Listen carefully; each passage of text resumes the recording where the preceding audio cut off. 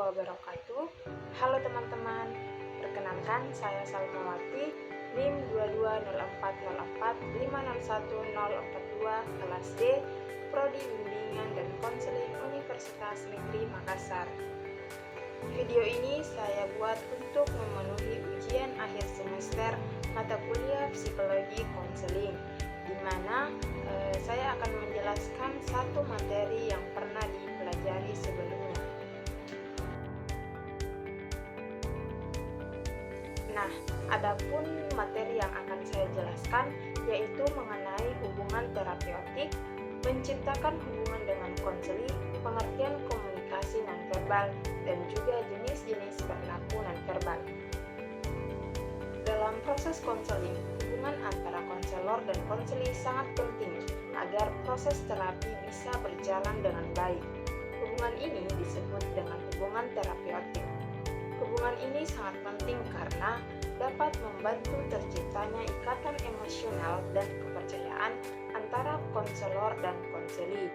Ketika konseli merasa nyaman dan percaya pada konselornya, mereka akan lebih terbuka dan jujur dalam membahas masalah-masalah pribadi mereka.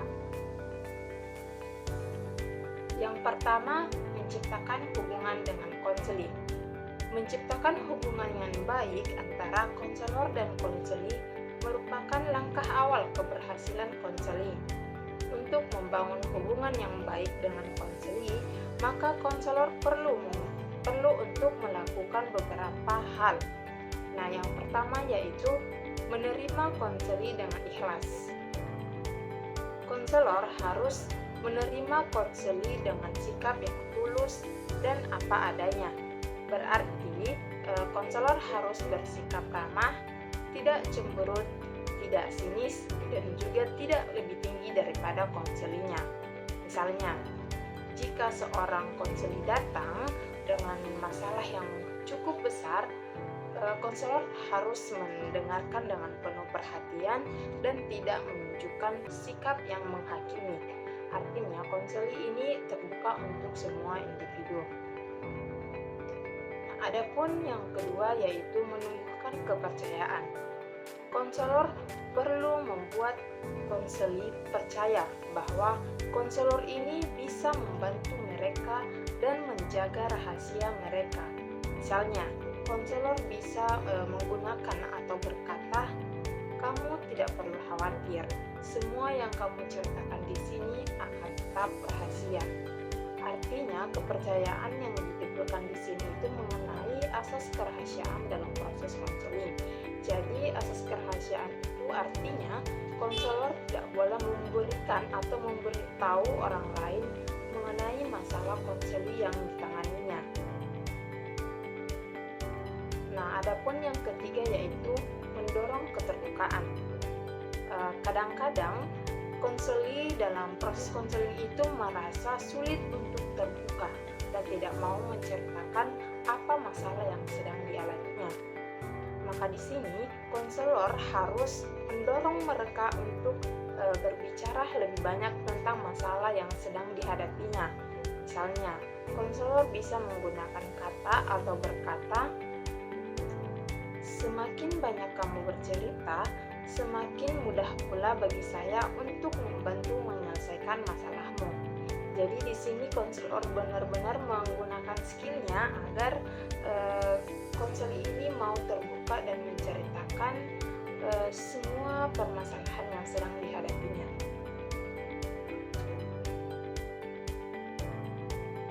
Adapun pengertian komunikasi nonverbal. Nah, komunikasi nonverbal ini adalah semua cara kita berkomunikasi tanpa menggunakan kata-kata. Ini termasuk ekspresi wajah, gerakan tubuh, intonasi suara, dan juga kontak mata. Komunikasi nonverbal sangat penting karena seringkali menyampaikan perasaan dan emosi yang tidak diungkapkan dengan kata-kata. Banyak komunikasi verbal tidak menyampaikan perasaan dan emosinya itu menjadi tidak efektif hanya karena komunikatornya tidak menggunakan komunikasi nonverbal dengan baik dalam waktu yang bersamaan. Nah, dengan melalui komunikasi nonverbal ini, orang bisa mengambil suatu kesimpulan tentang berbagai macam perasaan orang, baik rasa senang, benci, cinta, dan kangen, dan berbagai macam perasaan lainnya. Adapun jenis-jenis perilaku nonverbal. Yang pertama yaitu menggunakan waktu. Jadi, cara seseorang menggunakan waktu bisa menunjukkan bisa menunjukkan banyak hal tentang sikap mereka. Misalnya, jika konselor menghabiskan cukup waktu dengan konseli atau cukup waktu dalam mendengarkan cerita yang disampaikan oleh konseli, ini menunjukkan bahwa konselor itu benar-benar peduli terhadap masalah yang dihadapi oleh konselinya. Yang kedua, menggunakan badan. Menggunakan badan di sini itu termasuk kontak mata, ekspresi wajah, dan juga postur tubuh. Misalnya, konselor yang duduk dengan postur tubuh terbuka dan mata yang menatap klien, ini menunjukkan bahwa dia tertarik dan memperhatikan klien. Jadi kontak mata konselor itu dialihkan penuh untuk konselinya, dan ini membuat konseli akan merasa nyaman dan bisa terbuka dalam menceritakan masalahnya karena dia merasa bahwa dia itu diperhatikan dan konselornya peduli dengannya. Nah, adapun yang ketiga yaitu menggunakan suara. Ini mencakup intonasi, kecepatan berbicara, dan juga kekuatan dari suara. Misalnya, konselor yang berbicara dengan suara yang lembut dan pelan bisa membuat konselinya ini merasa nyaman dan juga tenang. Jadi intonasi di sini itu benar-benar sangat dibutuhkan dalam proses konseling, karena jangan sampai nanti salah penempatan intonasinya ini bisa membuat konseling merasa tidak nyaman dan akhirnya tidak mau terbuka dari masalah apa yang akan diceritakannya. Nah, yang keempat yaitu menggunakan lingkungan. Ini termasuk posisi fisik dalam ruangan, pakaian, dan pengaturan lingkungan sekitar. Misalnya, konselor yang mengatur ruangannya dengan nyaman dan juga rapi, ini menunjukkan bahwa dia siap untuk mendengarkan dan membantu konseli. Pakaian juga sangat perlu diperhatikan dalam proses konseling, khususnya pakaian dari konselornya. Jadi pakaiannya itu tidak boleh yang mencolok dan bisa terlihat rapi dan enak dipandang oleh konselinya. Selanjutnya mengenai fungsi komunikasi nonverbal. Jadi apa sih fungsi dari komunikasi nonverbal itu? Nah, komunikasi nonverbal ini memiliki beberapa fungsi penting. Yang pertama, mengulang pesan verbal.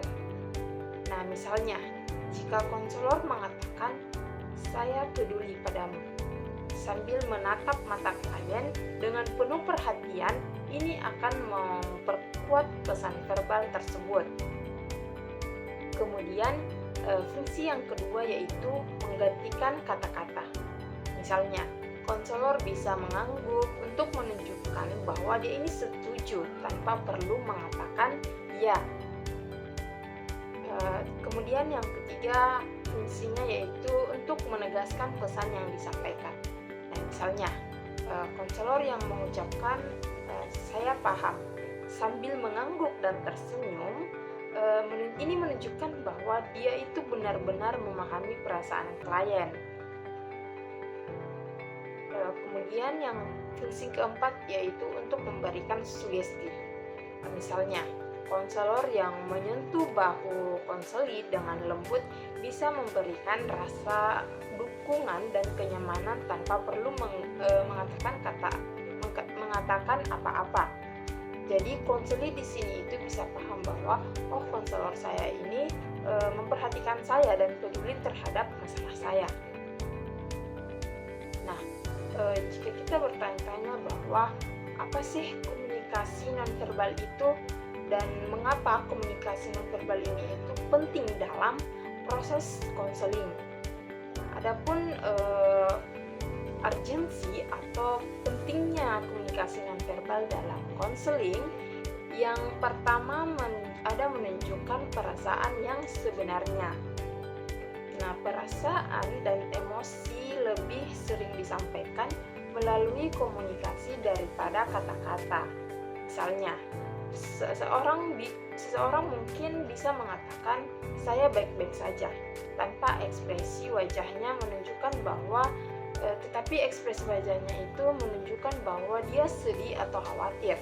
Artinya ekspresi yang ditunjukkan dengan kata yang dikeluarkannya itu tidak sesuai. Jadi di sini komunikasi non-verbalnya itu benar-benar menunjukkan bahwa ekspresinya sedih, terus dia mengatakan saya baik-baik saja, artinya kan ini tidak sinkron. Nah, kemudian yang kedua, mengurangi kesalahpahaman. Komunikasi non-verbal membantu mengurangi kesalahpahaman.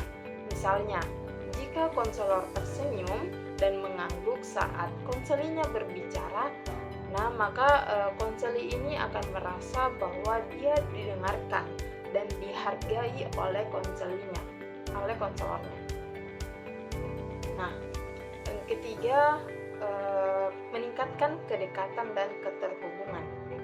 Kontak mata, senyuman, dan juga sentuhan ringan itu dapat meningkatkan perasaan kedekatan dan keterhubungan antara konselor dengan konseli. Maka hal ini sangat penting dalam menciptakan lingkungan yang aman dan nyaman bagi konseli untuk berbagi masalah mereka. Yang keempat, ada menguatkan dan mendukung komunikasi verbal. Gerakan tangan, ekspresi wajah, dan juga intonasi suara dapat menguatkan pesan verbal. Misalnya, dengan mengatakan, kamu bisa mengatasi ini, dengan nada yang meyakinkan dan juga ekspresi wajah yang mendukung, ini itu dapat memberikan dorongan semangat yang lebih kepada konseli. Nah, saya di sini akan memberikan contoh kasus terkait penerapan komunikasi nonverbal ini. Misalnya, bayangkan ada seorang konseli yang datang ke kita sebagai konselor dengan masalah konseli itu masalahnya tentang kecemasan. Nah, saat berbicara tentang kecemasannya, konseli ini terlihat gelisah dan juga menghindari kontak mata dengan kita dan juga sering meremas tangannya.